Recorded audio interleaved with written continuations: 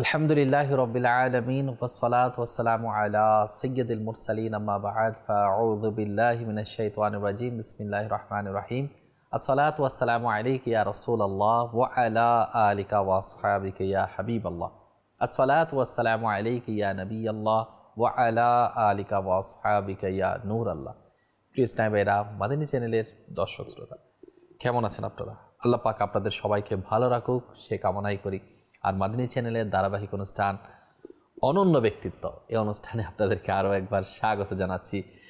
সপ্তাহ করে আরও একবার আপনাদের সম্মুখে উপস্থিত হয়েছি। আল্লাহওয়ালা ওই সমস্ত ব্যক্তিবর্গ যারা অনন্য দৃষ্টান্ত স্থাপন করে গিয়েছেন, যাদের কথা মনে পড়লে অনেকের অনেক গুণে গুণান্বিত। যেমন কেউ মা হিসেবে অতুলনীয়, কেউ বাবা হিসেবে অতুলনীয়, কেউ সম্পদ দান করার ক্ষেত্রে অতুলনীয়, অনেকেই সুবহানাল্লাহ সচ্চরিত্রবান, অনেকে তাকওয়া পরহেজগারের দিকে অনন্য দৃষ্টান্ত স্থাপন করেছে, কেউ ইশকে রাসূলের ব্যাপারে, কেউ এত বেশি আল্লাহ পাকের ভয়ে কান্না করেছে, সেজন্য তিনি অনন্য দৃষ্টান্ত স্থাপন করেছেন। এক একজনের এক একটা কোয়ালিটি। আসলে আল্লাহ ওয়ালাদের সবারই কোয়ালিটি রয়েছে, কিন্তু বলে না যার প্রসিদ্ধি লাভ করেছে এ একটা ইস্যু নিয়ে। তো এই অনুষ্ঠানের মাধ্যমে অনন্য ব্যক্তিদের ব্যক্তিত্বকে ফুটে তোলার চেষ্টা করি, যেগুলো আল্লাহ পাকের পক্ষ থেকে দয়া করেছে সেগুলো আপনাদের সম্মুখে উপস্থাপন করার চেষ্টা করি। আজকে ইনশাআল্লাহ তাআলা আমরা শুনবো অনন্য ব্যক্তিত্ব সম্পন্ন এক ব্যক্তি সম্পর্কে, যিনি অসাধারণ অনন্য দানশীলতা যার প্রতীয়মান হয়, যার ক্ষেত্রে ইনশাআল্লাহ তাআলা আমরা মনোযোগ সহকারে শ্রবণ করব। শুরুতে দরুদে পাকের ফজিলত আমরা শ্রবণ করি। আল্লাহ পাকের প্রিয় রসুল, মা আমেনার বাগানের সুবাসিত ফুল, আমাদের প্রিয় রসুল হাসনাইনে কারিমাইনের নানা জান হুজুর পাক সাল্লাল্লাহু তাআলা আলাইহি ওয়াসাল্লামের উপর দরুদ শরীফ পাঠ করার ফজিলত কিতাবের মধ্যে অসংখ্য রয়েছে। এর মধ্যে একটা হাদিস পাক আপনাদের সম্মুখে উপস্থাপন করার চেষ্টা করছি। আল্লাহ রসুল সাল্লাল্লাহু আলাইহি ওয়াসাল্লাম ইরশাদ ফরমান, যে ব্যক্তি দুনিয়াতে আমার উপর অধিক হারে দরুদ শরীফ পাঠ করবে, তো কাল কিয়ামতের দিন সে আমার তত বেশি নিকটে থাকবে। আমরা যদি চাই রসুল পাক সাল্লাল্লাহু আলাইহি ওয়াসাল্লামের নৈকট্য অর্জন করব, আমাদের উচিত দুনিয়াতে নবী করিম সাল্লাল্লাহু আলাইহি ওয়াসাল্লামের উপর অধিক হারে যাতে আমরা দরুদ শরীফ পাঠ করি। সাল্লু আলাল হাবিব সাল্লাল্লাহু তাআলা আলা মুহাম্মদ সাল্লাল্লাহু তাআলা আলাইহি ওয়াসাল্লাম। প্রিয় ইসলামেরা, মাদানী চ্যানেলের দর্শক শ্রোতা, আমরা শুনবো আজকে হযরতে সাইয়েদনা উসমানে গনি রাদিয়াল্লাহু তাআলা আনহু দানশীলতার কিছু ঘটনা ইনশাআল্লাহ তাআলা আমরা শ্রবণ করার চেষ্টা করব। আসুন আমরা মনোযোগ সহকারে শ্রবণ করি। সাল্লু আলাল হাবিব সাল্লাল্লাহু তাআলা আলা মুহাম্মদ সাল্লাল্লাহু তাআলা আলাইহি ওয়াসাল্লাম। একদিন এক নিঃস্ব লোক রসুল পাক সাল্লাল্লাহু আলাইহি ওয়াসাল্লামের দরবারে উপস্থিত হয়ে সাহায্য চাইল। ইয়া রাসূলুল্লাহ সাল্লাল্লাহু আলাইহি ওয়াসাল্লাম, আপনি আমাকে সাহায্য করেন। তো রসুল পাক সাল্লাল্লাহু আলাইহি ওয়াসাল্লামের দরবারটা এমন দরবার ছিল, কাউকে খালি হাতে ফেরত দিত না। তো হুজুর পাক সাল্লাল্লাহু আলাইহি ওয়াসাল্লাম ওই সময় ওনাকে হযরতে সাইয়েদনা উসমানে গনি রাদিয়াল্লাহু তাআলা আনহুর দিকে রেফার করলেন যে তুমি আমার উসমানের কাছে চলে যাও। তখন দরিদ্র ব্যক্তিটি উসমান গনি রাদিয়াল্লাহু তাআলা আনহুর ঘরে উপস্থিত হয়ে দেখে যে কিছু পিঁপড়া বেশ কিছু শস্য একটি স্তূপ থেকে গর্তে নিয়ে যাচ্ছে। একটা জায়গার মধ্যে শস্য ছিল, সেগুলো গর্তে নিয়ে যাচ্ছে। হযরত উসমান গনি রাদিয়াল্লাহু তাআলা আনহু শস্যগুলো একত্রিত করে কিছু শস্য পিঁপড়ের গর্তের কাছে ছড়িয়ে বাকিগুলো আবার স্তূপে রেখে দিচ্ছিলেন। কিছু শস্য তো এখানে দিয়ে আগুলো রেখে দিচ্ছিলেন। ওই দরিদ্র লোকটি মনে মনে খেয়াল করলো যে নিজে পিঁপড়ের মুখ থেকে শস্য কেড়ে নিতে পারে সে কেমন ব্যক্তি। আমরা তো দরিদ্র, আমরা তো এরকম কোনোদিন করিনি। মনে মনে ভাবতে লাগলো সে দরিদ্র হওয়া সত্ত্বেও সে নিজে পিঁপড়ের মুখ থেকে শস্য দানা সে তো কেড়ে নিত না, নিশ্চয়ই সে গরিব মানুষ। এখন ওদিকে রসুল পাক সাল্লাল্লাহু আলাইহি ওয়াসাল্লাম তার দিকে রেফার করল, আর দেখতেছে এই কাণ্ড। সে এখন কি আশা করতে পারে? আসলে সত্যের আড়ালে কিছু লুকায়িত থাকে।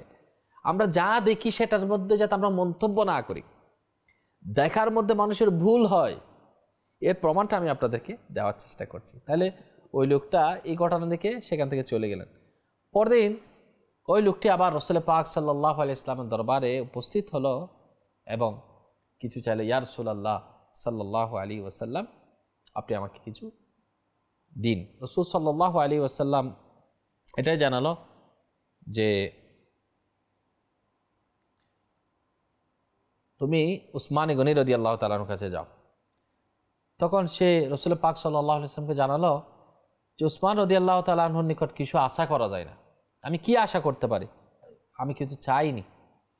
চাইলে তো তোমাকে দিবে, কিন্তু সে তো চাইনি, কারণ পিঁপড়ের শস্য দানাগুলো কিছু দানা গর্তের সম্মুখে দিয়ে তিনি আর গোলে স্তূপের মধ্যে রাখলেন। এই জিনিসটা দেখে তিনি তো চলে গেলাম, না আমি কি চাইবো?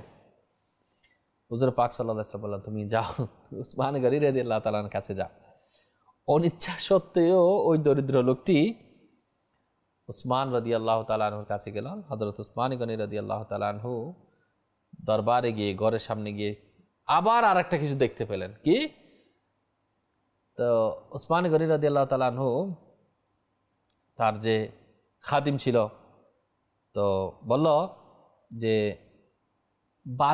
বাতির সামনে যে বাতির যে আমরা দেখছেন চেরাকের মধ্যে যে রশিটা থাকে, সেখানে তেল লাগানোর কারণে সেখানে জ্বলতে থাকে। যতক্ষণ তেল থাকবে, তেলের সাথে সংযোগ থাকবে, বাতিটা জ্বলতে থাকে। এখন রশিটা, যেটাকে বলা হয় বাতির শোলেতে উঁচু থাকার কারণে, ওই যে রশি যে দড়িটা থাকে যেটা জ্বলতে থাকে, সেটা উঁচু থাকার কারণে সেটাকে কমিয়ে দেওয়া হচ্ছে।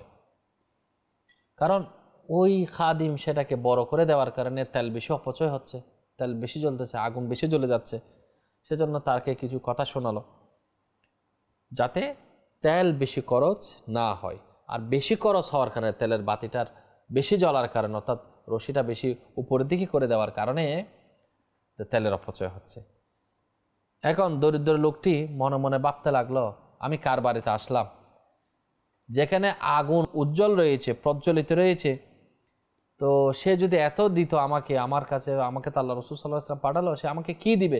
যেখানে সে তেল বেশি জ্বলতেছে, সেই কারণে খাদিমকে সে ব্যাপারে তাগাতা দিচ্ছে, তা আমি কি চাইবো তার দরবারে? তো হয়তো উসমান বেশি কৃপণ, তার ধারণাটা আরো জোরালো হলো এবং সে সেখান থেকে কিছু না চেয়ে সে ফিরে আসলো এবং হযরত উসমান গনি রাদিয়াল্লাহু তাআলা আনহুর বিরুদ্ধে কৃপণতার অভিযোগ করতে লাগলো। ইয়া রাসূলুল্লাহ সাল্লাল্লাহু আলাইহি ওয়াসাল্লাম, এমন এমন ঘটনা, আমি কি চাইবো ওর কাছে গিয়ে? আর ওদিকে রাসূল পাক সাল্লাল্লাহু আলাইহি ওয়াসাল্লাম মৃদু হাসছেন, কারণ আল্লাহ পাকের রাসূল সাল্লাল্লাহু আলাইহি ওয়াসাল্লাম তো নিশ্চয় জানেন উসমান গনি রাদিয়াল্লাহু তাআলা আনহু এর স্বভাব চরিত্র কেমন। সে লজ্জাশীলতা ছিল, দানশীলতা ছিল এবং মিতব্যয়ী ছিল। আর এই ব্যক্তি অভিযোগ করতেছে, কি চাইবো? যে নিজের বাতি বেশি জ্বলার কারণে আগুন কমানোর ব্যবস্থা করতেছে, আমি তার কাছে গিয়ে আমি কিছু চাইবো? সে চাইল না। তৃতীয়বার লোকটি রাসূল পাক সাল্লাল্লাহু আলাইহি ওয়াসাল্লামের দরবারে যখন কিছু চাইল, তো বলল, তুমি উসমানের কাছে যাও। এখন রাসূল পাক সাল্লাল্লাহু আলাইহি ওয়াসাল্লামের নির্দেশ যেহেতু রয়েছে, তো ব্যক্তি আবার গেলেন। তো উসমান গনি রাদিয়াল্লাহু তাআলা আনহু এর কাছে এসে কি দেখতে পেলেন? তো আবার সে দেখতে পেল যে উসমান গনি রাদিয়াল্লাহু তাআলা আনহুর বাড়িতে তুলা শুকাতে দেওয়া হয়েছে। যে তুলা শুকানো হচ্ছে, সেগুলো জাল দিয়ে ঢেকে রাখা হয়েছে। তো জালের নিচ থেকে কিছু তুলা উড়ে যাচ্ছিল। হযরত উসমান গনি রাদিয়াল্লাহু তাআলা আনহু সেগুলো আবার জালের নিচে রাখছেন। তো লোকটার মন একবারে বিরূপ হয়ে উঠল। ভাবলো, এমন কৃপণ কি হয় যার কাছে আমি কিছু চাইতে আসছি? হ্যাঁ, যেহেতু রাসূল পাক সাল্লাল্লাহু আলাইহি ওয়াসাল্লাম পাঠিয়েছেন, সেহেতু আর কৃপণতা দেখার পরে, তার দৃষ্টিতে কৃপণতা, যে তোলাগুলো ঢুকায় রাখছে, আগুন বেশি জ্বলার কারণে খাদিমকে কিছু কথা শোনালো এবং সেটা কমানোর ব্যবস্থা করতে বলতেছে। আবার ওদিকে এই পিঁপড়ের গর্তের সামনে কিছু দিয়ে সেগুলো শস্যগুলো আবার আলাদা করে রাখছে। এই বিষয়গুলো কেমন না? তারপরও যেহেতু রাসূল পাঠিয়েছেন, একবার, দুইবার, তিনবার, বিভিন্ন ঘটনা তার দৃষ্টিগোচর হলো। ওই দরিদ্র লোকটা নির্দ্বিধায় উসমান গনি রাদিয়াল্লাহু তাআলা আনহুকে বললেন, আমাকে কিছু আপনি সাহায্য করুন। উসমান গনি রাদিয়াল্লাহু তাআলা আনহু ভাবলেন, লোকটিকে কি দেওয়া যায়? যেহেতু চাইল, যে লোকটাকে রাসূল পাক সাল্লাল্লাহু আলাইহি ওয়াসাল্লাম পাঠিয়েছেন, তার চাইতে সাহায্য নেওয়ার যোগ্য আর কেউ হতে পারে না। যেহেতু রাসূল পাক সাল্লাল্লাহু আলাইহি ওয়াসাল্লাম পাঠিয়েছেন, আমার রাসূল পাঠিয়েছেন, তখন দেখা গেল বেশ কিছু দূরে একটি সরু রেখাটিকে একটি উটের কাফেলা বলেই মনে হচ্ছিল। কিছুক্ষণ পর হযরতে উসমান রাদিয়াল্লাহু তাআলা বুঝতে পারলেন সেই কাফেলা বাণিজ্যের উদ্দেশ্যে সিরিয়ায় গিয়েছিল, সেটি ফিরে আসছে। উসমান রাদিয়াল্লাহু তাআলা আনহু তাকে লিখে দিলেন যে ওই কাফেলা সবচেয়ে বড় উট, যার উপর সবচেয়ে দ্রব্য সামগ্রী আছে, সেটাই যাতে এই ব্যক্তি নিতে পারে। এখনকার জমানায় ট্রাক বোঝাই করে মাল সামান নিয়ে যায়, তখনকার তো ওটাই ছিল না। তখনকার উট মাল সামান বহন করত, অনেক বড় বড় বোঝা উঠাতো। তো আল্লাহ রাসূল সাল্লাল্লাহু আলাইহি ওয়াসাল্লামের এই সাহাবী উসমান রাদিয়াল্লাহু তাআলা আনহু ওই দরিদ্র লোকটিকে বললেন, সবচেয়ে বড় বোঝাওয়ালাটা, সবচেয়ে যেটাতে মাল বেশি রয়েছে, সেটা তুমি নিতে পারো। তো লোকটি মনে করলো হযরত উসমান গনি রাদিয়াল্লাহু তাআলা আনহু মনে হয় তামাশা করতেছে, যার কিছুক্ষণ আগেও কথাবার্তার মধ্যে আমি কিছু চিন্তা ভাবনা করে নিতে পারলাম না, হ্যাঁ, সে তার বিভিন্ন কর্মকাণ্ড আমার পরিলক্ষিত হলো, সে কিনা সবচেয়ে বড় পছন্দের উটটি দান করে দিবে। তো তারপরে সে যখন ওসমান গনি রাদিয়াল্লাহু তাআলা জবান মুবারকে শুনলেন, সেটা নিতে চাইল। কাফেলার পরিচালকের কাছে গেল, বলল ওসমান গনি রাদিয়াল্লাহু তাআলা অর্ডার দিয়েছেন। তো তিনি কাফেলার পরিচালক সেটা উটটা দেওয়ার জন্য প্রস্তুত হলো। কিন্তু এখানে একটা বিষয় ঘটনা ঘটে গেল, সেটা হচ্ছে কি, যে উটটা ভারী বোঝা বহন করছে সেটা প্রথম সারিতে ছিল, প্রথম লাইনে ছিল, প্রথম একেবারে ফার্স্টের দিকে ছিল। এবং কাফেলার সিস্টেম ছিল এটা, যে উটটা সামনে থাকতো সেটাকে পিছনের উটগুলো অনুসরণ করত। এখন এটা যদি আলাদা করা হয় তাহলে সবগুলো এলোমেলো হয়ে যাবে। কাফেলার পরিচালক তখন লোকটিকে বলল, যে আস্তানায় ফিরে যাওয়ার পর উটটি দেওয়া হবে, কারণ আমাদের নির্দিষ্ট স্থানে যায়, তারপর তোমাকে উটটি দিব। উসমান গনি রাদিয়াল্লাহু তাআলা আনহুকে খবর দেওয়া হলো যে একটি উটকে কাফেলা হতে সরিয়ে নেওয়া সম্ভব হয়নি, তাই তখন তার নির্দেশ পালন করা হয়নি, সেজন্য ক্ষমা প্রাপ্তি। খবর শুনে হযরতে উসমান গনি রাদিয়াল্লাহু তাআলা আনহু বললেন, হয়তো আল্লাহ পাকের এটাই ইচ্ছা যে কাফেলার সবগুলো উটই এই লোকটি পাবে, ওই দরিদ্র লোকটি পাবে। তারপর তিনি কাফেলার পরিচালককে নির্দেশ দিলেন সবগুলো উট যেন ওই লোকটাকে দেওয়া হয়। ওই লোকটা তো বিস্মিত হয়ে গেল, অবাক হয়ে গেল, এত বড় কৃপণ কিভাবে এত বড় দান করা সম্ভব হলো। হতবাক হয়ে সে তার পরবর্তী 3 অভিজ্ঞতার কথা জানালো, দুপ্রকার ব্যবহারের তাৎপর্য জানতে চাইল। সুবহানাল্লাহ। হযরত উসমান গনি রাদিয়াল্লাহু তাআলা আনহু জানাচ্ছেন যে কেন এই ঘটনাগুলো তিনি ঘটেছিলেন। এখানে প্রথমত উসমান গনি রাদিয়াল্লাহু তাআলা আনহু যেটা জানাচ্ছে সেটা আমরা পরে জানবো। ওই ব্যক্তিকে একটা উট দিল, শুধু একটা উট নয়, যেহেতু একটা উট সরাতে গেলে বাকি সবগুলো সরে যাবে, এদিক সেদিক হয়ে যাবে, একটাকে অনুসরণ করে যাচ্ছে। তো উসমান গনি রাদিয়াল্লাহু তাআলা আনহু সমস্ত উট ওই দরিদ্র লোকটিকে দান করে দিলেন। দেখুন, আল্লাহ ওয়ালাদের দান করার ক্ষেত্রে, অভাবীদের অভাব দূর করার ক্ষেত্রে মন মানসিকতা কেমন। আমার রসুল পাঠিয়েছেন, আমার রসুল নির্দেশ দিয়েছেন, আমার রসুলের দরবারে এসেছেন, আমার রসুল সাল্লাল্লাহু আলাইহি ওয়াসাল্লাম আমার কাছে পাঠিয়েছেন তাকে দেওয়ার জন্য।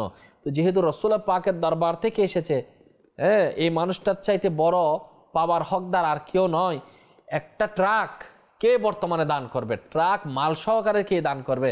উসমান গনি রাদিয়াল্লাহু তাআলা আনহুর তৎকালীন সময়ে এটার পাওয়ার এবং দামটাই এমন ছিল যে পুরা কাফেলাওয়ালাদের সাথে পুরা উট মানে একটা ট্রাক, বোঝাইকৃত মাল মানে ট্রাক বাইরের বোঝাইকৃত মাল ওই ব্যক্তিকে দান করেছেন। শুধু একটা নয়, যখন সেটাকে দিতে হচ্ছে তো সমস্ত কিছু, তো আল্লাহ পাকের ইচ্ছা, যেহেতু ওটাকে আলাদা করতে গেলে ওই ব্যক্তির সাথে দিলে সবগুলো চলে আসতেছে, সবগুলো দিয়ে দেওয়ার জন্য নির্দেশ দিলেন হযরত উসমান গনি রাদিয়াল্লাহু তাআলা আনহু। উসমান জবাব দিলেন, আল্লাহ পাক হচ্ছেন সমগ্র বিশ্বের সম্পদের মালিক, তিনি আমাদের সৃষ্টিকর্তা, তিনি আমাদের পালনকর্তা। মানুষ হলো তত্ত্বাবধানকারী, আমরা হচ্ছে এগুলোর পাহারাদার। যেহেতু আল্লাহর ইচ্ছা অনুসারে সম্পদ নিজের জন্য, সমাজের জন্য, অপরাপর ব্যক্তির কল্যাণের জন্য ব্যয় করতে পারবে, সেজন্য মানুষের কাজ হলো আল্লাহ পাকের দেওয়া নিয়ামত সম্পদগুলো নিজে খরচ না করে সেগুলাকে যথাযথ সদ্ব্যবহার করা, রক্ষণাবেক্ষণ করা।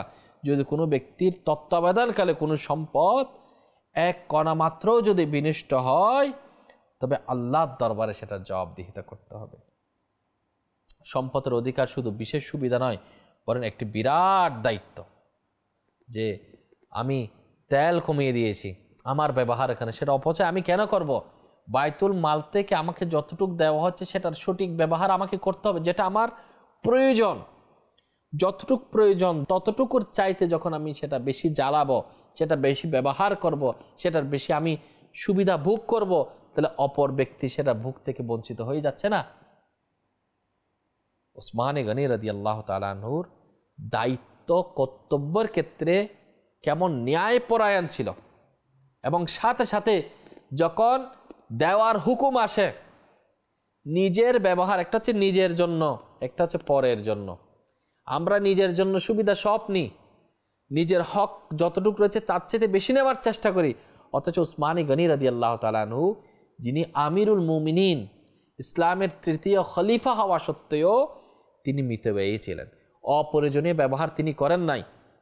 অতিরিক্ত ব্যবহারের কারণে তিনি নিষেধাজ্ঞা দিয়েছেন, যতটুক প্রয়োজন ততটুকুর মধ্যে, লিমিটের মধ্যে ছিল।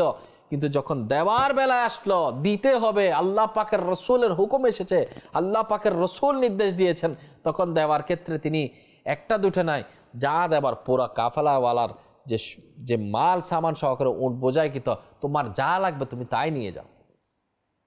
এটা কিভাবে সম্ভব?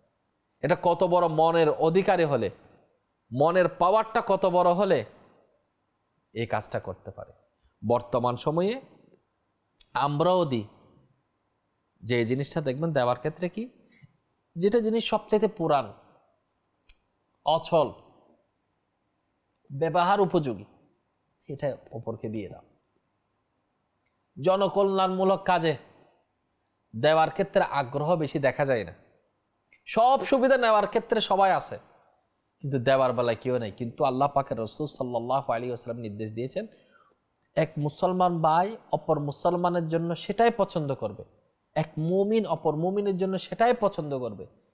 যেটা আমি নিজে খেতে পছন্দ করি সেটা যেন অপরের জন্য পছন্দ করি, যেটা নিজে ব্যবহারের জন্য পছন্দ করি সেটা যেন অপরের জন্য পছন্দ করি। নিজের পছন্দনীয় জিনিস অপরকে দেওয়া, সেটা হচ্ছে ইসার আত্মত্যাগ। নিজের পছন্দনীয় জিনিস আল্লাহ পাকের রাহে দেওয়া, এটা হচ্ছে সবচেয়ে বড় দান। তো আল্লাহ সুবহানাহু ওয়া তাআলার পেয়ারা হাবিব সাল্লাল্লাহু আলাইহি ওয়াসাল্লামের প্রাণপ্রিয় সাহাবাগণ এই গুণে গুণান্বিত ছিল যে আল্লাহ পাকের রাসূল সাল্লাল্লাহু আলাইহি ওয়াসাল্লামের নির্দেশ এসেছে, তো দেওয়ার ক্ষেত্রে কৃপণতা তারা করেন নাই। এভাবে যদি আমরা দেখি দানশীলতার উজ্জ্বল দৃষ্টান্ত, যে একবার মদিনে মুনওয়ারার মধ্যে যে মানুষের পানি পান করার অবস্থা খুবই কঠিন হয়ে গিয়েছিল, উসমানী গনি রাদিয়াল্লাহু, আল্লাহ তাকে গনি বানিয়েছেন, মালদার বানিয়েছেন।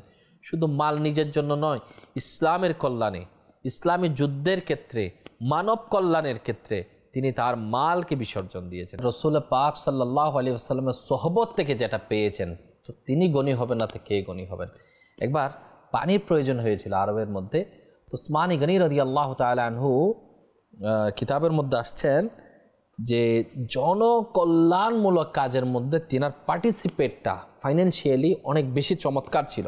অর্থনৈতিকভাবে তিনি অনেক দান খায়রাত করতেন, যার কারণে রাসূল পাক সাল্লাল্লাহু আলাইহি ওয়াসাল্লামের দরবার থেকে তিনি জান্নাতের সুসংবাদ তিনার ব্যাপারে আসছে। বলা হচ্ছে যখন পানির প্রয়োজন, তো মুসলমানদের জন্য তিনি একটা কূপ ক্রয় করে সেটা মুসলমানদের জন্য ওয়াকফ করে দিলেন। আজকে থেকে মুসলমানরা এই কূপের পানি পান করবে, তিনি ওয়াকফ করে দিয়েছেন। মানব কল্যাণে যদি আমি আমার চিন্তা দ্বারা, আমার বুদ্ধি, আমার অর্থ, আমার শ্রম, এগুলো যদি ব্যয় না, আল্লাহর দেওয়া নিয়ামত যদি আল্লাহর সৃষ্টিকুলের জন্য আমি যদি কিছু করতে না পারি, তো রবের দরবার থেকে আমি কি পাবো?